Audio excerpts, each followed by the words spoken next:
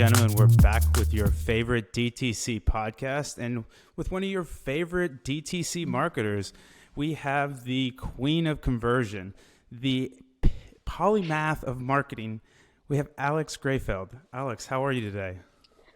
I'm doing great. How are you?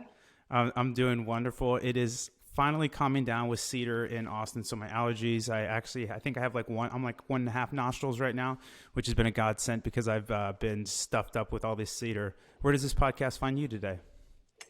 I'm in South Florida. I don't know if you can see out the window. I've got a palm tree situation going on. Oh, how cool. Because originally you're on the coast, right? East Coast. I was based out of like New York City area for a while, but I've been going back and forth to Florida since COVID started. Oh, that's not a bad gig. How long? Because you went to school in New York as well, right? NYU? Yeah, so I did both undergrad and grad school in New York. I did undergrad actually at Fashion Institute of Technology and Okay. then MBA at NYU. How cool. What was that experience like? I was always thinking about the MBA, but there was always that like, I don't know. I never did that, never pulled the trigger. How did you get a lot of value out of it? Did you enjoy it? Yeah, I mean, I found the time incredibly valuable. It's kind of like blocking off a chunk of time to learn new skills, but Yeah. it's really what you make out of it, and also like getting others to recognize the value of what you did is a challenge in itself. Yeah, yeah. There's definitely some MBA haters out there. I still think it's a fantastic line of education. And to your point, there's a lot of value to get out of it. Okay, I have this little quote from you, and I absolutely love it. And so I want to read it, and then I want you kind of to color in the lines there a little bit. I used to design mom jeans, parentheses, really. Now I work in e-commerce, bringing a polymathic perspective to retail, digital marketing, and DTC. So how did that transition from a fashion institute to, in my opinion, your blue flame, top of the notch pinnacle in terms of strategy, tactics? Like I have yet to see you stumble, which is very rare, where everything you've written about has just been so ironclad in the thesis building, in the actual facts on the ground, and then wrapped in kind of just this business fundamentals. How does a mom jean designer get to such an MBA marketing kind of level of just understanding? So the design thing was something I really wanted to do ever since I was probably in sixth grade, and I just got more and more into it. And I never encountered anything else during my pre-college life that seemed like an interesting alternative. But of course, that was in the 90s and early 2000s, where like the internet was not as mature as it is now, and you didn't have the access to all of these different career paths and ideas. So I like charged into that full force, and then I actually worked in the industry for about 3 years, and I quickly realized that it just wasn't what I wanted to do with the rest of my life for a number of reasons.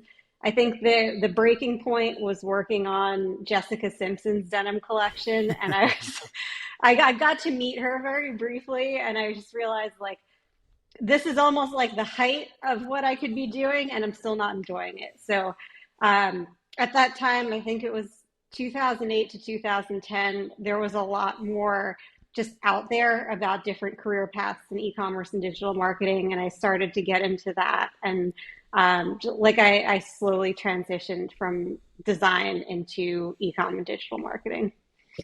How cool. What a unique, the creative aspect is still there. I see it in a lot of your productions. So give me some color into, so you have this big brain, you have this big knowledge base now, you tried designing some stuff, you hit the top there that wasn't really exciting for you. What does your information consumption look like? Or how do you kind of collate and coalesce all of these really, in a way, sometimes disparate ideas, but then you bring them into this really succinct kind of singular subject? Is there anything you read on a regular basis, or is there any kind of frameworks that you're really into or anything like that? Do you want to share? I think this is going to be a frustrating answer for a lot of people, but a lot of it has come through practice or just like life experience. Like I've had a lot of roles in the past where I mean, the reason my blog and my newsletter is called No Best Practices is because I've been in multiple situations where we followed best practices and they didn't work, and then you have to start asking yourself like, why did this happen? So it was a lot of that and a lot of roles where I just had multiple responsibilities and had to synthesize a lot of information. Like I think that helped me build the muscle. But as far as what I'm consuming or thinking about now, I subscribe to a lot of different newsletters. I spend more time than I'd care to admit on Twitter. I just try to read a lot of different things from a lot of different sources. I love that. Yeah.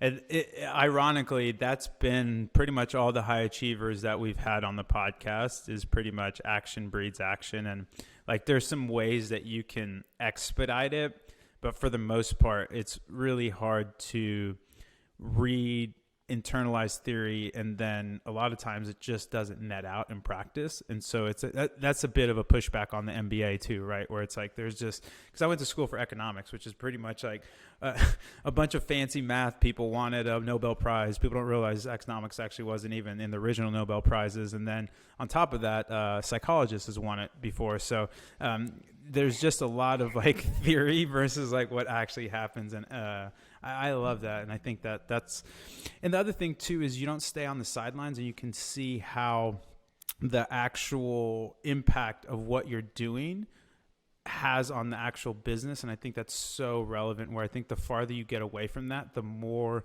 you can paper over inefficiencies and kind of some misunderstandings. I love it, love it, love it. Yeah, definitely. What's the nicest thing someone's done for you? Oh man. I mean, honestly, I'll give a shout out to my in-laws because they're just outside of like my parents and my immediate family. I think they're just the polar opposite of what you would read on Reddit, like, "Am I the asshole?" They're like really great.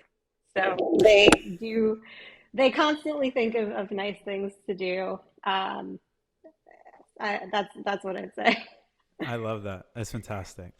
Um, let's wrap up the main segment with one last question. Excuse me. What would be one piece of advice you would give someone that is, say, kind of a junior level marketer that's trying to skill up and get to kind of closer to where you're at in terms of understanding in terms of tactics, strategies, customer lifecycle, customer LTV, that kind of thing? What would be one tip that you could give them? I would say read my newsletter, subscribe to Just my do newsletter. it. Yeah, Go for it.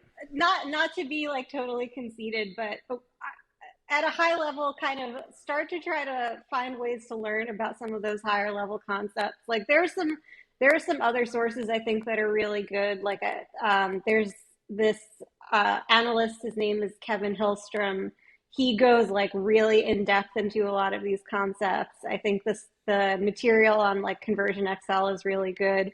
But start reading sources like that where the authors are like actually trying to attack best practices and get beneath the surface of what's going on with a lot of these topics. Like if you limit your consumption to mainstream conferences or some of the other kind of more tactics focused sources on marketing, it's easy to just get kind of like caught in that loop of like we must SMS campaign, abandoned cart email, like that kind of thing.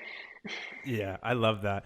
Yeah, I think that's one thing that's really always caught me with the no best practices is it feels a bit like a analog or spin-off of Beginner's Mind, which is ultimately just a zazen, like a Buddhist concept of always approaching things with this beginner's mindset, because as you acquire all these expertise, you can start to forget and in a weird way lose empathy for the thing you're actually trying to solve. And I've found that having that can be really helpful because as helpful as expertise can be, to your point, you can fall into this or best practices dogma where, oh, this worked out like this for the past, so it's obviously going to work like this for the future. And sometimes that works, but a lot of times it's not the case. And having more of that thesis driven, no best practices framework, I think is just such a good name.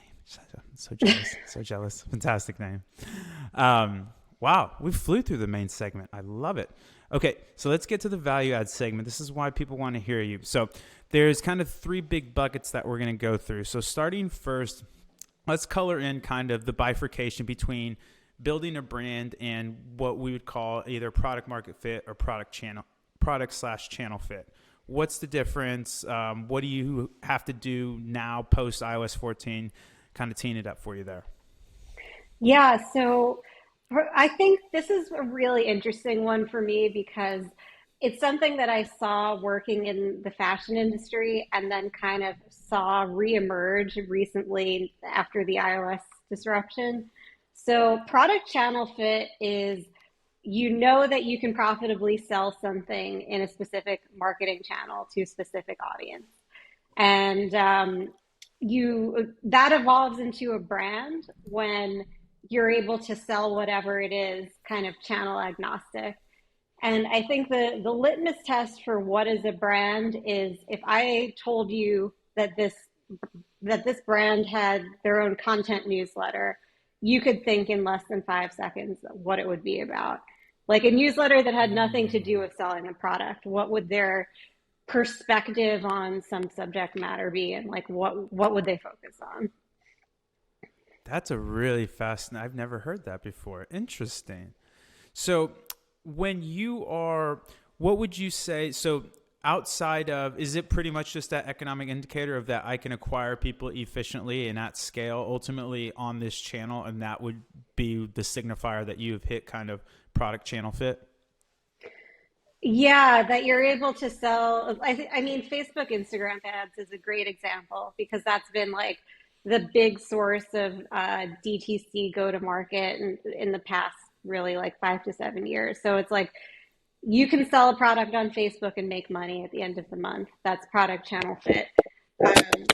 What happens though is if you're when something works, it's like you really try to optimize it. So you can get into this situation where you're optimizing your product and your business into Facebook to the extent where then you turn around and try to sell in other channels, be it like TikTok, Pinterest, or even wholesale. And your offering is so architected into what works for Facebook that it doesn't have as much of a fighting chance outside that ecosystem. Oh, I love that. And I think you're seeing a lot of that right now, right? Where there's just a big challenge of, and we've talked about this on previous podcasts, but I mean, there's just such a bull market in ads where it's like you would just, if you had, and not to say best practices, but if you had any semblance of kind of what was working at the time, man, you were just printing money. You really didn't need to have efficiencies. That's why I find it funny now that people are kind of thinking of profit now, is because they really didn't have to. When the top line was so big, you could be so inefficient and everybody still gets paid just because you're just printing, you're putting money like the drug kingpins just trying to find places to stash it in their house because you're printing all this money. And then all of a sudden you're not. I also find it interesting because something like MVMT watches or these kind of right before the big tsunami hit, how I wonder how they would build that brand today, because there's no way the arbitrage on Facebook is just gone or not gone, but it's taken a huge hit. And so I guess I would ask you that question. If you were going to start a brand today, kind of what would that marketing mix look like? So I would start with a really strong product and ideally trying to build like an organic community around it. Like I would almost start a separate newsletter. I would think about, I'd start with the end product.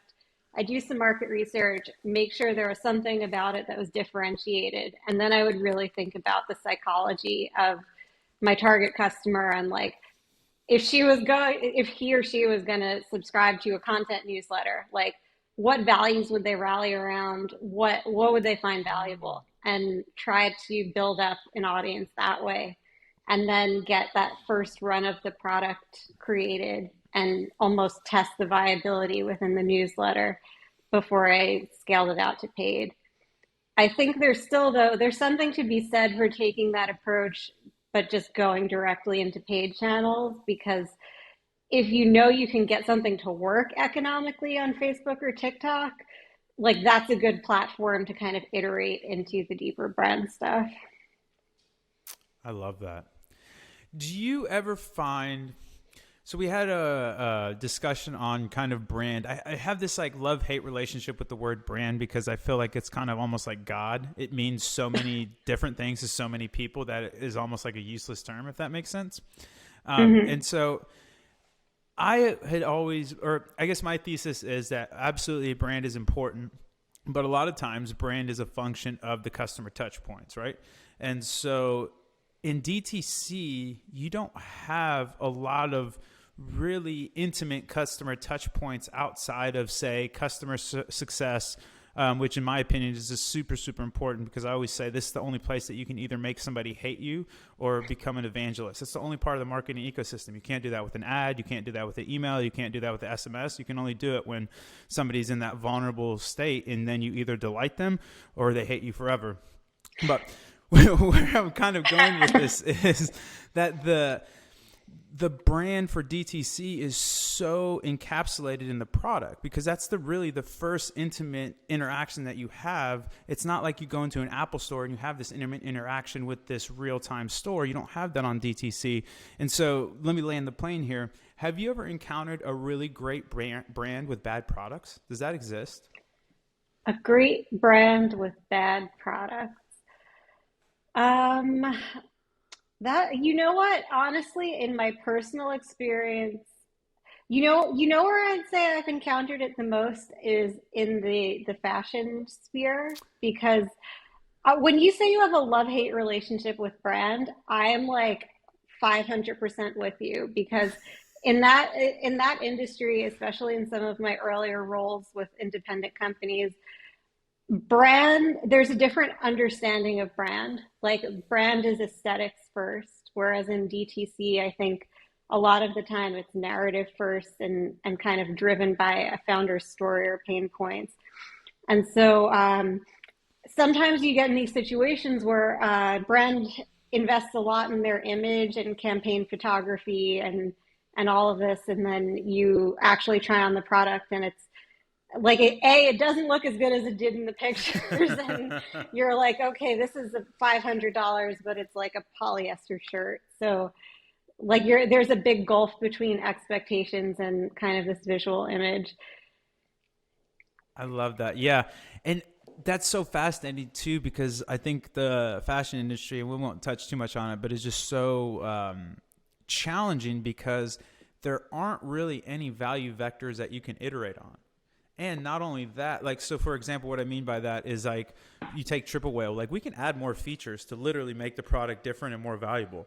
Like at the end of the day with fashion, you literally have pretty much access to the same materials ish. And you really, it's the emotional connection. It's the signaling power that this conveys. It's all these kind of very hard to quantify, put in a spreadsheet, tangibles. And that's so, cause for like a Hermes Birkin bag, like, at a certain point, like a handbag caps out in terms of utility. Like there's no way that the utility of this handbag is better than, say a $2,000 or $5,000 Coach bag. Like this is, the materials can be really, really similar, but it's just fascinating to me because that is the place where I get what you're saying about the brand aesthetics, but it also is, if there was one place I would try and make a big brand bet, it is fashion, because how else do you differentiate the product besides having this very coveted brand, right? Yeah, and I think there's honestly so much I could say on that, and I'm probably going to write about it relatively soon. But I think that's why studying like the LVMH and Kerings of the world is so interesting, because they've kind of pivoted away from the what a luxury brand means as far as like what the product assortment is, what the codes are, what we will and won't do. They're actually a lot more risk taking than maybe a lot of like traditional New York based brands that do a runway show. So the signaling aspect of it is evolving, and then you kind of wind up in this middle space where you're like trying to balance utility versus signaling value, and you're focused on aesthetics, so you're kind of like half one foot in one bucket, one foot in the other. A lot going on there, but I don't want to go off topic. Yeah, no, no, totally. But I love that about the brand. I mean, ultimately, for me, the way I look at it is brand is a function to facilitate an emotional connection with the customer or user.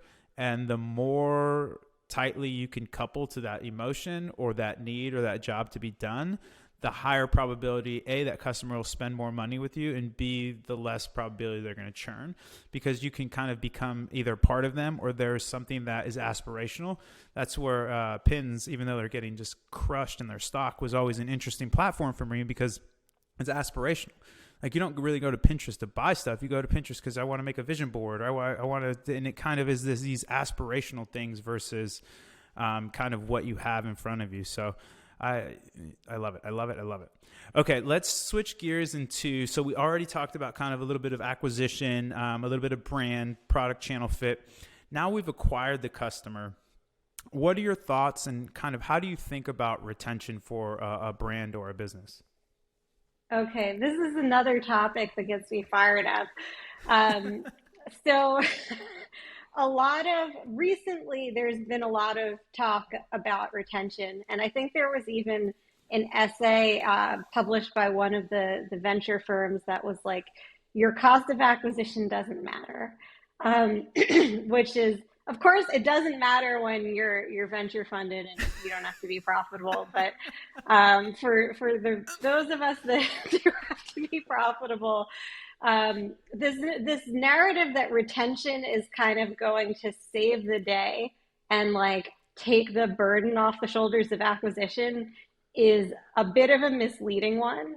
And it's actually a narrative that's been that I've heard a lot before, working more with brands who are like, okay, we started in wholesale, we're trying to launch and mature DTC. Like the reason that Sears and JC Penney's have gone out of business, not well, or are on their way. It's not, part of it is because they're pursuing this kind of like retention will save us from the need to acquire customers narrative. So I always say that acquisition is retention fuel. You Ooh, I love can't that. thanks. It's like if you're improving your retention rate on an audience of zero, it's like zero times two is still zero. So you can't use retention to solve like a fundamental financial issue with your acquisition strategy. You can't use it to solve a lack of product market fit. I love that. And the, excuse me, the way I almost see it is almost like a potentiality, right? Like the people that you've acquired have a certain potential. And the only really way, like there's one point, you have this great line. I didn't actually put it in here, but I'm paraphrasing, so you'll have to correct me. But ultimately, the too long didn't read is 75% of the customers you acquire, their LTV ceiling has already been set. Like there's going to be nothing you can do to move that ceiling where it's like, I'm going to spend X amount of dollars with you, no matter how good the branding is, no matter how good the product offering is. It's just, this is my economic life. And maybe we can get you to spend more and be creepy like Goop or something like that, where you can do some really, gray market, dark market kind of stuff. But for the most part, you're going to bump into some kind of structural economic impediments that are personal to that person. So I think that's, and the other thing is for retention, I always just find it like really perplexing when you're just like, okay, and then you look at kind of just the brand they have and you're like, okay, cool. Well, you sell really awesome leather wallets. Like, what is somebody going to do? Buy another really awesome leather wallet? Like, what do you mean by retention? You know what I mean? Like, your product offerings just don't make sense. The sales cycle for these things are 10 years, 5 years. Like, well, how are you going to, like, maybe a gifting angle or something? But that's, again, not really necessarily retention. It'd be more so like a reactivation to get somebody else. But that's kind of the big thing that I've also encountered is just the way, to your point, it's like, oh, well, we have these people on the list, quote unquote. We should be able to get more money out of them. I think that kind of mentality is just so pernicious and not really, quite frankly, productive because it's not representative of really the people that you have in your your marketing ecosystem. I do think there is something to be said about segmentation. You've written about this, where there are some people that are willing to, like that 25% that isn't capped. There are some people that are able to kind of push up those LTVs, but for the most part, if you can kind of really hone in on acquiring higher value customers or solving that job to be done for that customer, it's going to be make your retention strategy way easier and way more effective than you literally, like your little SaaS email. I loved it, where like, oh yeah, let's just email everybody 3 times a day. That's definitely going to work. It's just like, it feels very pound the pavement versus big brain energy. Yeah, I mean, I think retention is the job of the entire organization because there's a lot that happens upstream of the purchase that influences your baseline ability to retain customers. There's the product assortment. There's is the product actually good? There's the pricing and the promotional strategy. There's what type of customers you're acquiring, and all of that kind of happens upstream of marketing. And then there's every customer kind of has like a baked in lifetime value that you can kind of like get at, but it's impossible to completely predict. So where a lot of retention strategies hit road bumps is they assume that the entire customer file is a monolith. The entire Yes. customer file has like a gold mine of equal opportunity that's just like waiting to be untapped. You have to kind of look at what the baseline retention rate is for different segments before you even apply marketing, because you know your marketing is effective when you push the baseline up. So if you're not even looking at that, then you can't even really gauge how effective you're being. Yeah, I mean, that's so spot on. The other thing too that I've seen around retention is um, you reactivate people at a loss, which makes no sense to Mm. me. Where you're just like, oh, let's do a loyalty. So I took out, when I had my agency, I took on a client, and they had an affiliate program, and that affiliate program was two-sided. So the affiliate would get 20% of the sale, and then the coupon code was for 20%. And so I'm going to the guy, I'm like, dude, you're giving up 40% of your sale right off the gun, and this is a $50 AOV kind of business. It's like, what how does this work? Like, I always find it kind of, to your like little litmus test, I'll steal that. Like, for me, a marketing initiative, if it succeeds and it's net negative to the business, that to me is like an instant red flag of like, dude, we probably shouldn't be doing this. Like, if this does runaway train and everybody starts using it and now we're selling $20 bills for $10, like, I don't think that's kind of where we want to be. And so that was one of the things that I had found very pervasive, is that, oh, we have to have a loyalty program, we have to have this, and we have to have that. And I'm like, yes, I agree, but what's the point? What's the goal of that? The goal of that is to drive more revenue, right? So why are we taking these diminishing economics versus, to your point, let's go concentrate on acquiring better people and then segment these people into tiers.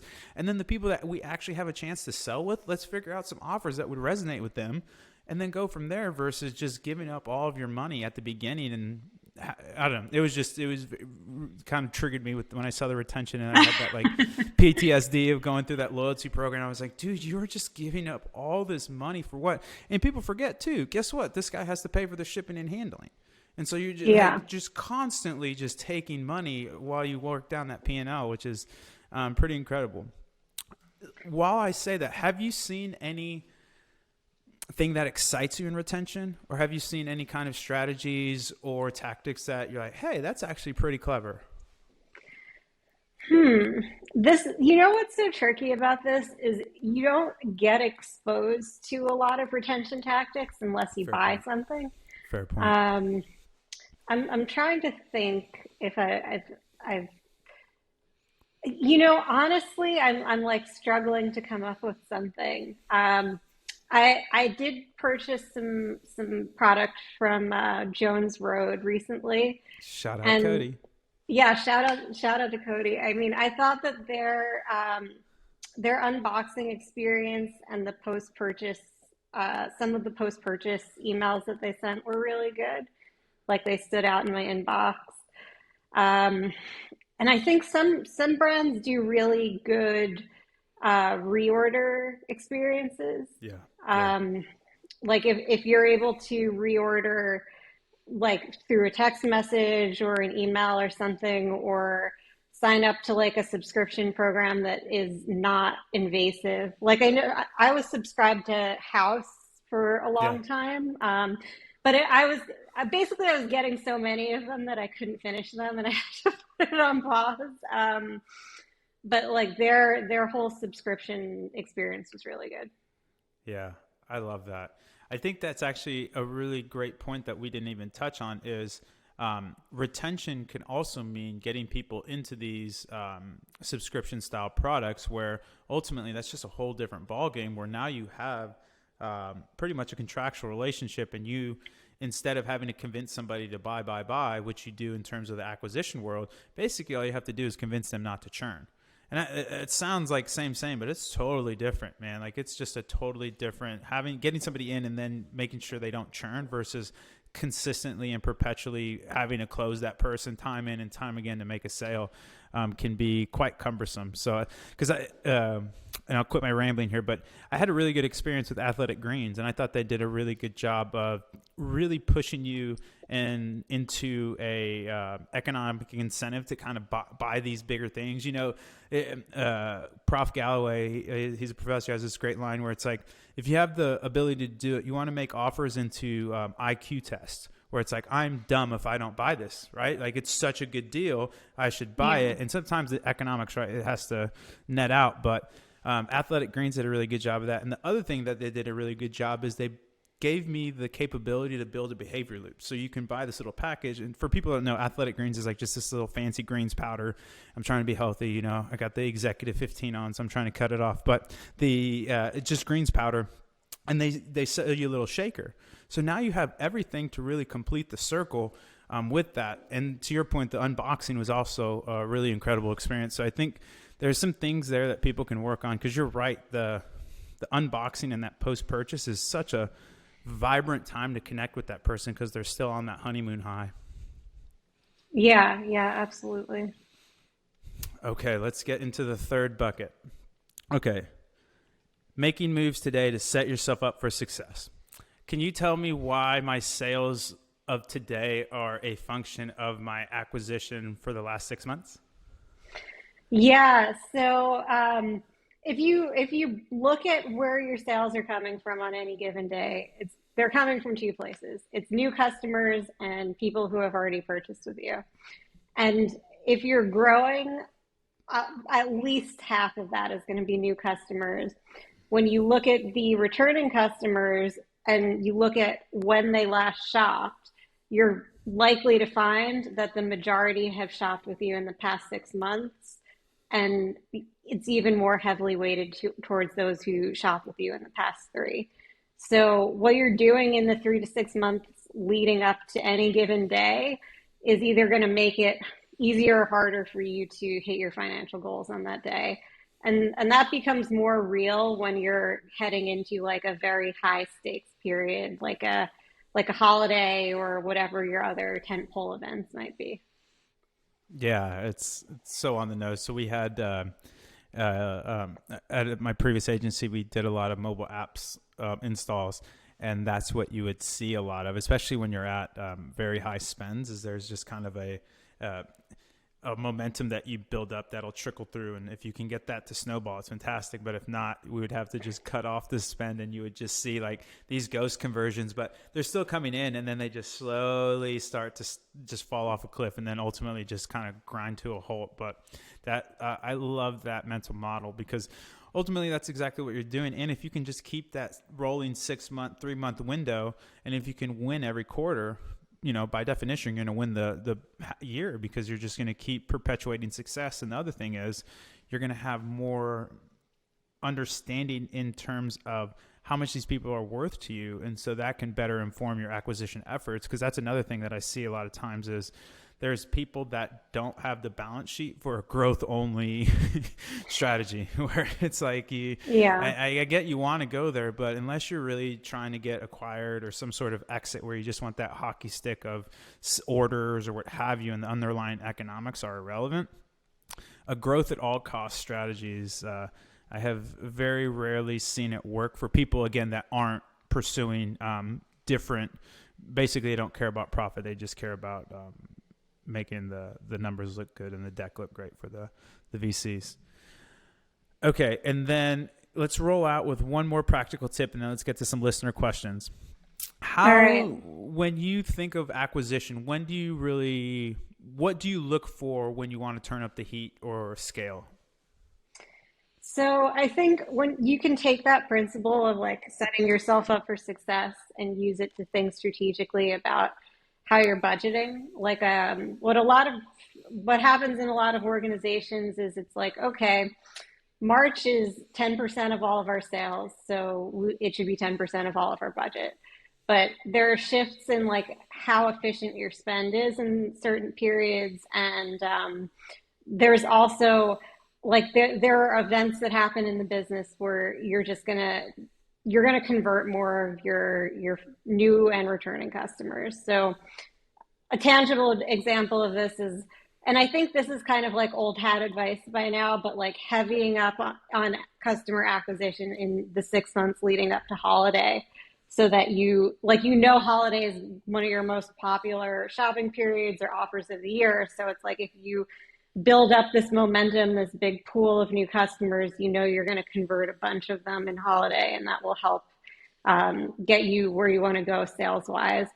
But you can use that principle throughout the year. If you know that there's an event that you run that's really popular, you can plan more acquisition leading up to it.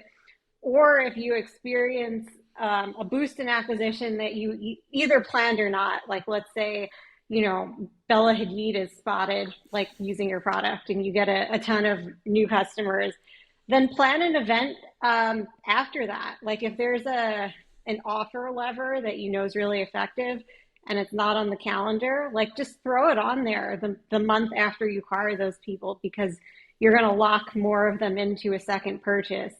And then like getting over that hurdle between the first and second purchase is one of the hardest things you can do. So like just kind of thinking strategically about those trade-offs. Yeah, I love that. And just been having gone through just myriad data sets, that is, and it's, again, to your point, old hat advice, but moving somebody from a second or from a first to a second purchase or 2+ purchases, oh my gosh, it is, mind blowing what you can do there. And there's kind of we joke about it a little bit internally, but if somebody buys your product once, you're kind of dating. If somebody buys your product twice, you're engaged. And if somebody buys your product 3 times, you're married. And you're in this kind of monogamous relationship, which is exactly what you want, because there's, again, hopefully in marriage, but there's that emotional connection that is really going to drive a lot of the, for lack of a better term, illogical rationalizations of why. That's literally where we make our money, is giving people stories to tell their significant others why they're so smart because they bought Triple Whale, or why they're making so much money and their clients love them because Triple Whale is giving them, like, people need, like, my personal thesis is that people buy off a no regret strategy. And so if you overwhelm them with choice, they're going to say no because they don't want to make the bad choice. But if you can arm them with a way to evangelize why this product is amazing, like one of the best ways to get what people care about your products is listen to them talk to their friends about what your product is. And the things that they talk about are the things that they care about. And that's what they're going to brag about. And so I love that. How fun. So heavy up on the acquisition. Another cool thing you can do, kind of taking it to another extreme, is looking at cohort data, where people that you acquired during your Bella Hadid, and then you can see how much they're actually worth. And then that way you can know, well, maybe I can kind of spend into the future a little bit, because in 6 months or 3 months, this is going to net out to be X, Y, or Z. So I love all that. Amazing. Okay, let's jump into listener questions. This is our second round of listener questions. How exciting. Okay. So we are talking about a hypothetical beauty brand. I know exactly what you're referring to. Yeah, of course. We love you, Cody. What are top 2-3 things that you would do to improve either retention and or loyalty? So on the retention side, I think, like if I wanted to answer the question, I'd want to dig into what products and categories were like the real heroes of the business. Yep. And then understanding for the people who purchased those and did become very loyal, like did they mostly repurchase those products? Did they cross shop other categories? And then I try to do some additional research and just learn more about those people and like what brought them into the brand and what they like about it. Because then you can start to design programs around basically like getting those people to buy more. So, do you give them gift with purchase in another category you want them to sample? Do you develop content that's like really specifically around their focal points, like some of that kind of stuff? And then it was acquisition, or no, it was retention, and then what was the other one? Loyalty. Loyalty. I think there's a lot that you can do with the founder, because I know that like that's how a lot of people came into the brand. Like I just think there are a lot of creative things you can do there. I Not love to that. say too much to reveal what this brand is. The strategy. Yeah, I love that. I think you're spot on there. There's, I don't know. I just think people experience the world in stories, and the better stories you can give them, and the more, or not more, you don't want to overwhelm them, but the more impactful stories that you can make available to them, to tell either themselves or the people around them why they're so awesome. I think that's really it. And furthermore, with a beauty brand, like how more intimate does it get than wearing something, right? Like that's why beauty and jewelry is such a intimate category, because this is who this person is, right? Like you've taken the step to put this on your face, you've taken the step to wear this necklace around your neck, you've taken the step to actually put this t-shirt on. Like it's a much more intimate brand than say like software as a service or something that is hidden, right? Like a wallet is cool, but at the same time, like a men's wallet, when do you see it? Unless you're like the guy like me that I hate having it in my pocket, so I put it on my table, but that's a douchey move. It's just a habit. But outside of that, you don't see that. And so I think for me, I would, to your point, really figure out how can you get maybe some people in the educational vector to show them how to use this product at a more proficient way or different ways. And then that inherently will, or it should, increase consumption because they need more of it to do the cool thing or the tutorial that they like, or here's a new way to put eyelash on or whatever. Mm-hmm. I love it. Okay. How do you get better at strategy? Big picture stuff. Does it only come with experience, or can you actively train yourself? So I know we kind of touched on this where it is definitely action breeds action, but I love Jess. This is Higher Fire team. Do you want to color in anything? Like, so definitely actively train yourself. Is there any, like, do you think of like the 10,000 hour kind of thing, or is it just more so the more exposure, the more absorption, or?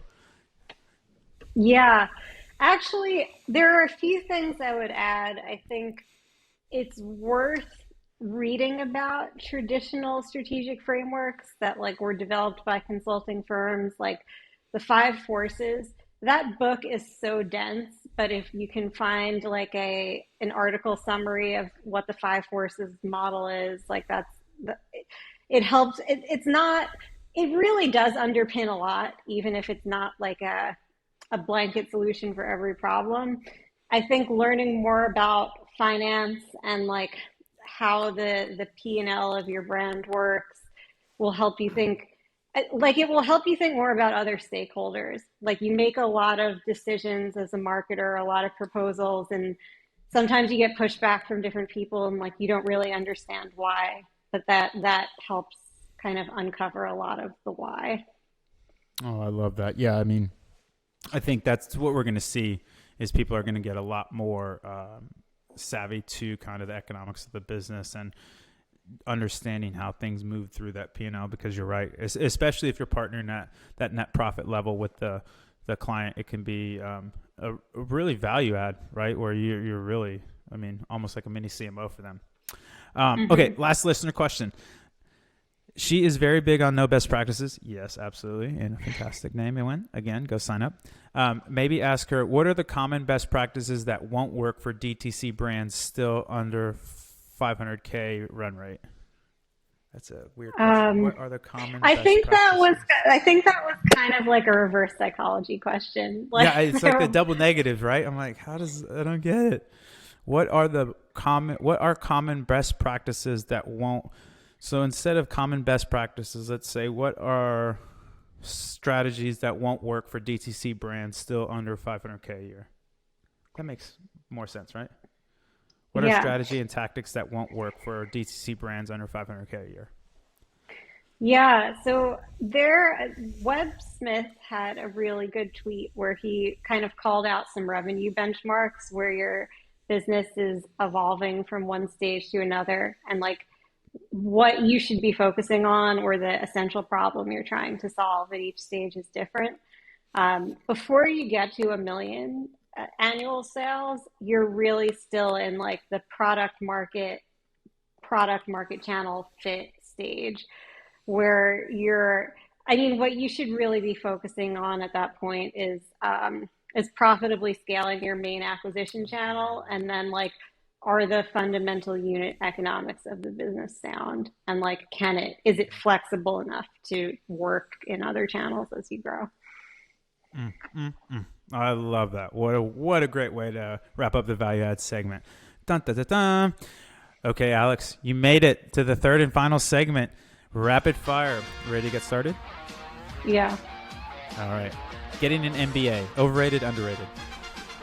Um, it depends. I'm gonna have to answer some of these with it depends. Okay, it could be correctly. It could be correctly rated. Yeah, actually, yeah, I'd say it's accurate, Accurately rated. rated. Yeah, Boom. Profits. Overrated, underrated? underrated. Oh, I love it. Brand awareness spend or brand awareness marketing. Overrated, underrated? Accurately rated on a weighted average basis. Oh man, I have to bound down. That is probably the best rapid fire answer I've ever received so far. I know you're out on or down south, but Central Park, overrated, underrated? I'm gonna catch heat and say that it's overrated. Oh no, I'm such a Central Park maxi. We have like a little baby one here called Zilker Park. I mean, it's tiny compared to that, but I will say there is something to be said to have green space in a city. It really can change Yeah. things. Subways / trains, because the Eastern Corridor, Northeastern Corridor has actually a pretty good subway system / trains. Overrated, underrated? I've been in New York for like more than 10 years before I moved out, and I would say it really did get worse over time. So now it's Oh overrated. no. Okay, overrated. I'll take it. Loyalty programs, overrated, underrated? Very overrated. Samey. Favorite activity to do in the city being NYC? I think meeting up with different people because even if it's not those who live there, there's so many people traveling in and out. Yeah. Is there a favorite part of the city that you like in terms of one of the boroughs or any specific areas? Yeah, I mean, I have a lot of nostalgia for what's now like called Dime Square slash Chinatown. I think Uh it's huh. like the one part of Manhattan below 90th Street that still is kind of like a little bit authentic or hasn't been totally commercialized. So it's kind of cool to walk around there. I love that. Favorite meal and why? Ooh, this is a tricky one. God, I think probably a home cooked meal with friends and family because I'm old enough now to get food hangovers where I'm like, I'll eat a burger and fries and feel like hungover the next day, even if I didn't drink anything. So you kind of like that with home cooked food. I love it. The indiscretions of youth and the when you're young, everything just goes away. I'm with you. If I look at a beer, I'm like hungover for 3 weeks. Favorite place travel to and why? Um, right before the summer before COVID, I went to Porto in Portugal, and I really, Ooh. really enjoyed it. And I want to go back at some point when things kind of calm down. Lisbon's supposed to be pretty as well, right? Yeah, we did. I only had a week off, so I'm like, I'm gonna go all in on Porto instead of trying to Yeah. do both. But I think a lot of different places in Portugal are supposed to be really cool. Yeah, that's Portuguese, yeah, because it's basically Portugal and Brazil are the only people that speak Portuguese. Yeah, yeah. Yeah, how odd. Favorite way to spend your time? Um, I would say like walking, reading, spending time with friends, thinking about blog posts. Oh, I love that. Are you reading anything fun right now? I just finished, my reading is like all over the place, so it's not like I read marketing books all day, but I just finished a book called Hidden Valley Road, which Hmm. is about, it basically tackles the history of schizophrenia research and treatment through the lens of a family who had, I think, like 10 or 12 kids, and half of them came down with schizophrenia. So it goes back and forth between the family narrative and like the scientific narrative. Is really good. Oh, that is fascinating. Favorite newsletter? Oh God, don't make me answer this question. You had Web um, Smith. We could throw 2 p.m. out there. There's so many great. You can plug your own. There's so yeah, many good ones.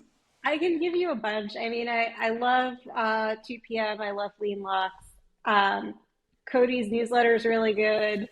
Whale Mail, also really Hey. good. Um, those are like the ones I've been subscribed to for a minute. I think mine is great as well. It really is. It honestly is, people. We'll plug it some more, but it is phenomenal. Okay, favorite follow on Twitter. Oh God. Talk about on the spot, huh? Both of them. I told you it's rapid You, fire. of You got to course it's strap in. you. Oh gosh, dirty pool, dirty pool. Oh, thank you for the compliment, Alex. It's great. Okay, last one of the rapid fire, and then we'll close out the show. If you could have dinner with three people, dead or alive, fictional, non-fictional, who would it be? So this is a table for four, and you'll be there, and then you'll get to invite these three people. So you're dining in unison at the same time. That's another. This is like one of those questions that people ask as an icebreaker that I never have an answer for. Um, Probably my husband would be one of them because he Aww. is a great conversationalist. And then the other two, it would really depend on what my interest area was at the time. Like I Yeah, yeah. think um, sometimes I think I would want to have dinner with Vladimir Putin just to I know. understand what is driving him. Um, or but I, I don't know. Like that's a really hard question to answer because my interests are just kind of like all over the place. I love it. So Vladimir Putin, the husband, and a plus one. We can dig that. And to your point about the Vladimir Putin stuff, I watched Oliver Stone did like a documentary on him, and like this guy's like a horrible human, and in the documentary, like he's just this most affable, like likable guy. Like, it's so odd to have this like really dichotomous kind of like, wait a second.